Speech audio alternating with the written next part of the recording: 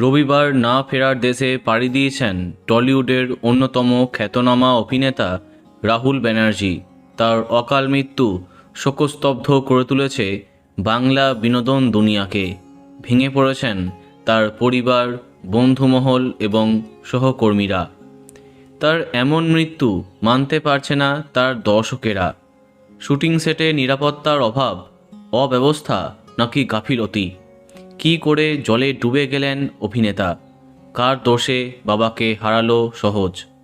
সংবাদ মাধ্যমে মেগার পরিচালক এবং কোঅ্যাক্টররা বলেছেন শুটিং চলাকালীন রাহুল ডুবে যান। অন্যদিকে ম্যানেজার বলছেন প্যাকআপের পরে ঘটনাটা ঘটে। কেন এই অসঙ্গতি? স্থানীয়রা জানিয়েছে নায়িকা শ্বেতা এবং রাহুল যখন ডুবে যাচ্ছিল তখনও ড্রোন শট চলছিল। এদিকে লেখিকা লীনা গাঙ্গুলির দাবি সমুদ্রে নামার কোনো শটই নাকি ছিল না। কে সঠিক বলছে আর কে বলছে না, এই নিয়ে অনেক প্রশ্ন সবার মনে। এদিকে রহস্যের জট কিছুটা মুক্ত হলো রাহুলের ড্রাইভার বাবলু দাসের কথায়। তিনি জানান পোস্টমর্টমের রিপোর্ট অনুযায়ী রাহুলের খাদ্যনালী এবং পাকস্থলীতে প্রচুর পরিমাণে বালি ঢুকে গেছিল। ফুসফুস ফুলে দ্বিগুণ হয়ে যায়। অনেকক্ষণ জলে ডুবে থাকলে এমন হয়। কিন্তু কেন এত দেরি হলো? চালক জানিয়েছেন প্রথমে রাহুল দা জলের গভীরতা আন্দাজ করতে পারেননি। হাঁটু সমান জলে দাঁড়িয়েছিলেন, কিন্তু হঠাৎ দেখি পরিস্থিতি বদলে যায়। এক সময় দেখি শুধু মাথাটা ভাসছে।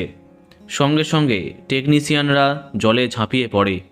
একটি স্পিড বোটের মাধ্যমে উদ্ধার করবার চেষ্টা করা হয়, কিন্তু ততক্ষণে জোয়ার এসে জল আরও বাড়িয়ে দেয়। ঘটনার প্রথমে নায়িকাকে উদ্ধার করা হয়, কিন্তু রাহুলদা তখন তলিয়ে যান। বহু চেষ্টার পরেও তাকে উদ্ধার করতে দেরি হয়ে যায়। সেটে চিকিৎসক থাকলে হয়তো প্রাণে বাঁচতেন অভিনেতা, কিন্তু চালকের দাবি সেটে কোনো চিকিৎসক ছিল না। বন্ধুরা, ভিডিওটি এইটুকুই। বাংলা বিনোদনের অন্যান্য খবর পেতে সাবস্ক্রাইব কারেন্ট বস। ধন্যবাদ।